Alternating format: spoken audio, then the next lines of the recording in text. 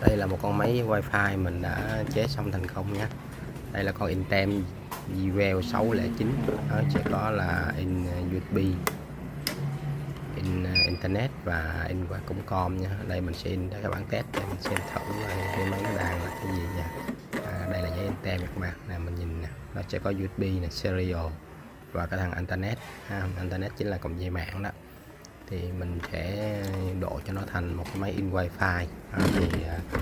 Bây giờ mình các bạn xem, mình không có gắn bất cứ một cái kết nối nào vào hết, ví dụ như là USB cáp hay là internet gì hết ha. Rồi mình vào thẳng phần mềm, mình đã làm thao tác là kết nối wifi cho nó rồi.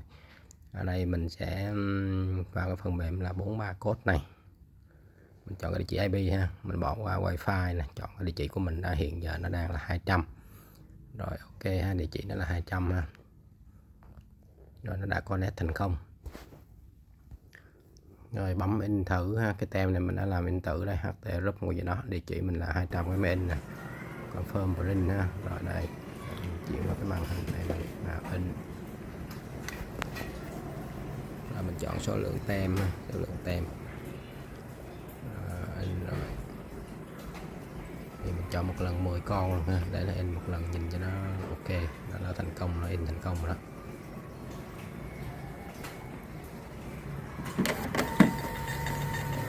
Chạy ra ha, thì là mình đã in trực tiếp qua wifi đó, cái máy JWL mình đã nhìn đây là đó, không có nối vào bất cứ một cái gì ha, gạt mạng nó vẫn còn đang bằng khe ha.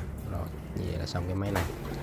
Nhưng mà con thứ hai đó là con inbuild, con inbuild là con CPQ3 này, mình vẫn không có kết nối gì hết, bởi vì mình đã xài cái module loại khác cho nên mình cho nó một anten.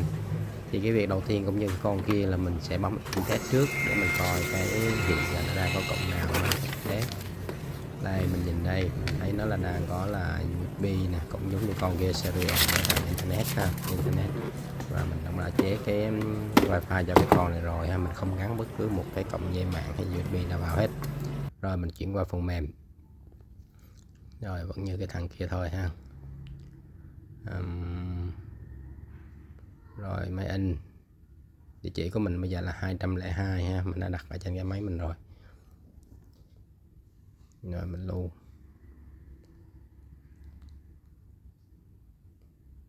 Rồi lại ha.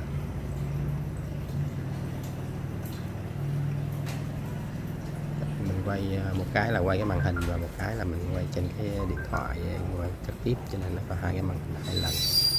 Đó, như vậy thì mình định thử nè, mình trực tiếp ra con máy này, cái pin này ra là rồi nó đã chạy ra rồi nhá. Như vậy là mình đã test xong cái phần wifi rồi cái máy Intem. Ở đây là cái đống hỗn độn mình chế là để bùng các loại máy ra, các loại bo mạch, và sau đó phải có cái máy khoan này nữa nha, để mình chế những cái bo mạch mình cần phải khoan bởi vì nó rất là nhỏ. Ai mà thích ba cái độ chế này thì cứ đăng ký cái kênh của mình ha, mình sẽ chế rất là nhiều thứ trên đó.